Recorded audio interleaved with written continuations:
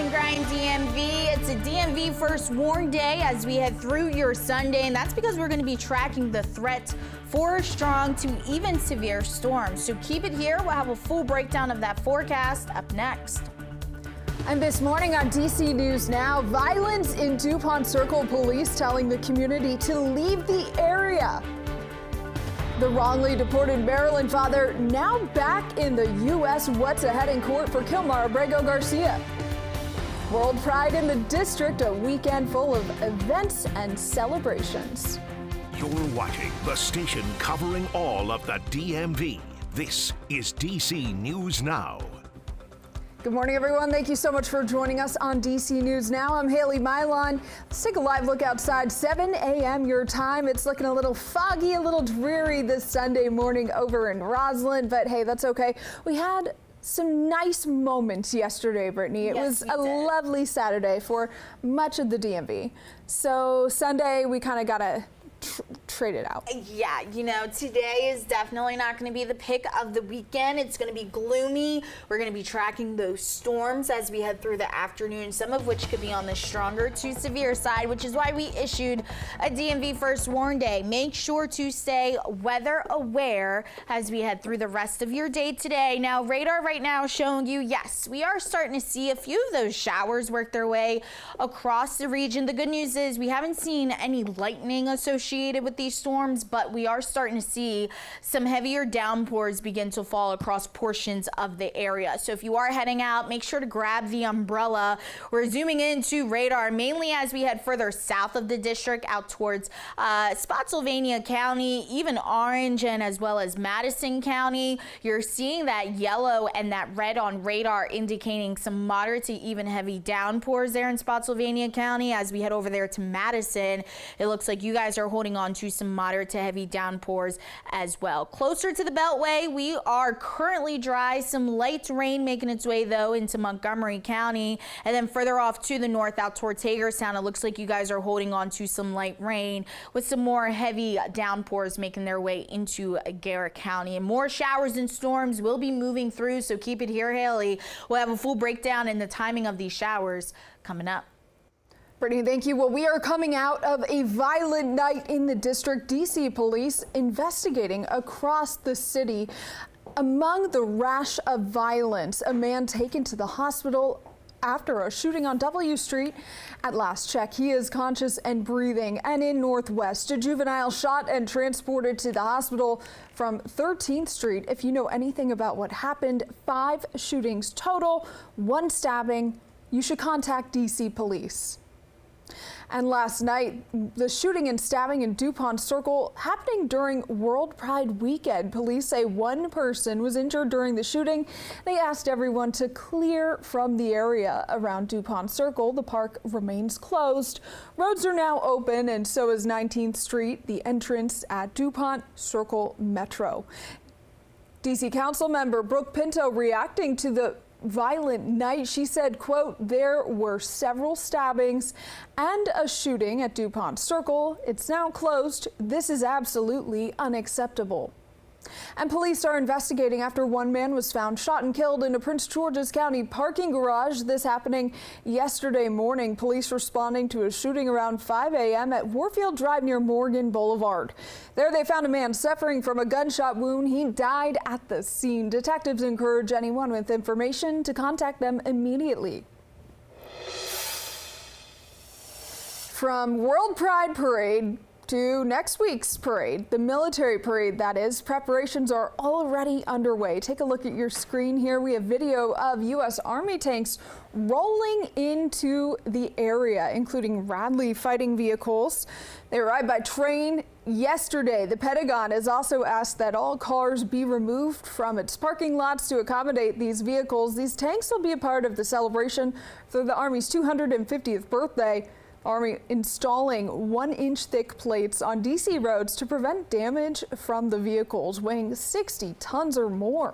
The parade is next Saturday, which is also the 79th birthday of President Donald Trump.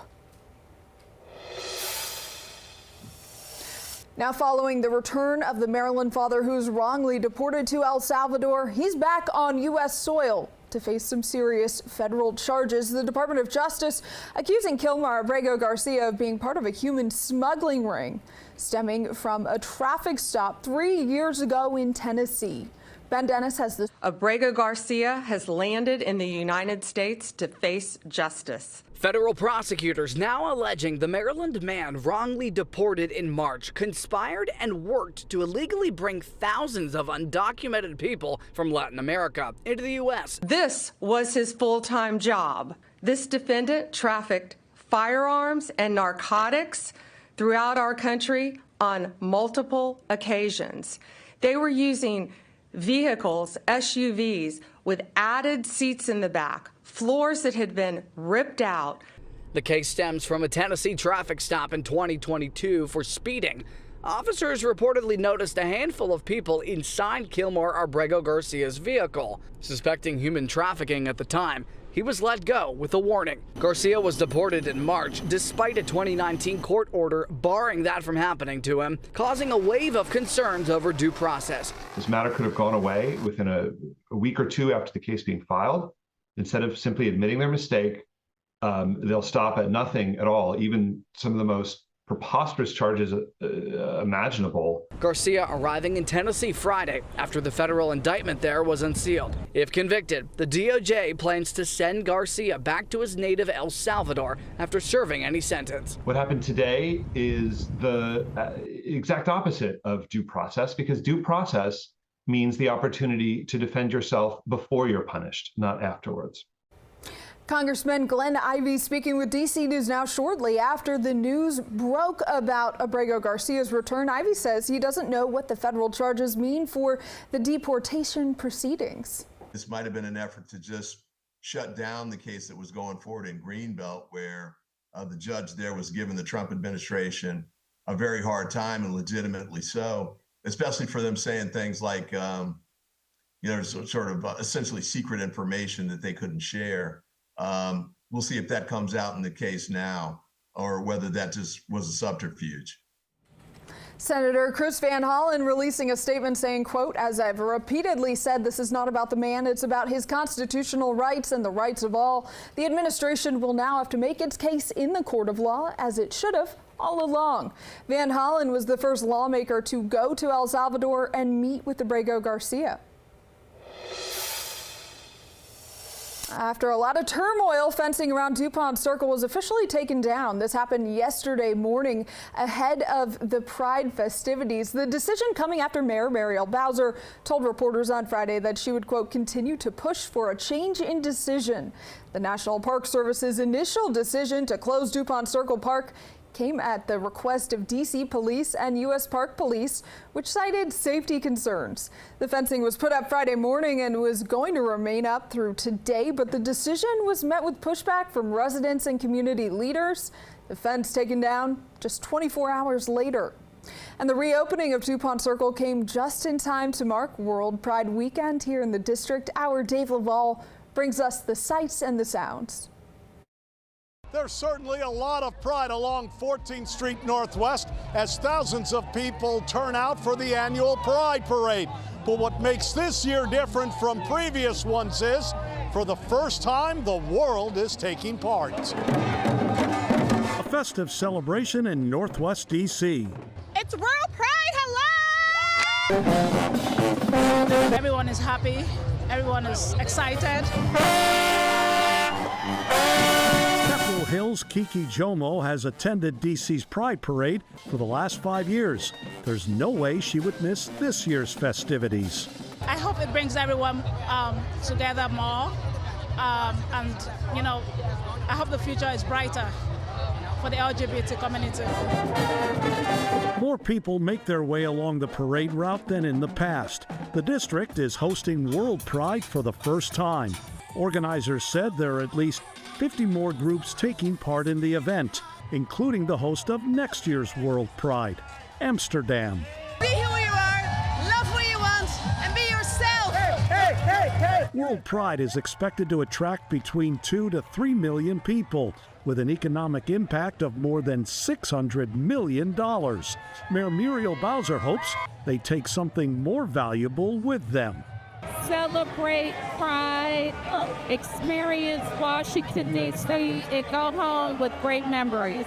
The parade had been scheduled to last for 4 hours, but it went well beyond that due to the record number of participants. In Northwest, Dave Lavelle, DC News Now. Dave, thank you for that reporting. And Pride celebrations continue later tonight with a free concert and street festival. Headlining the concert is singer-songwriter Khalid and rapper and singer Doechii, performing alongside talent and drag performers from the district. These performances will take place on Capitol Concert Stage between 3rd Street and Pennsylvania Avenue.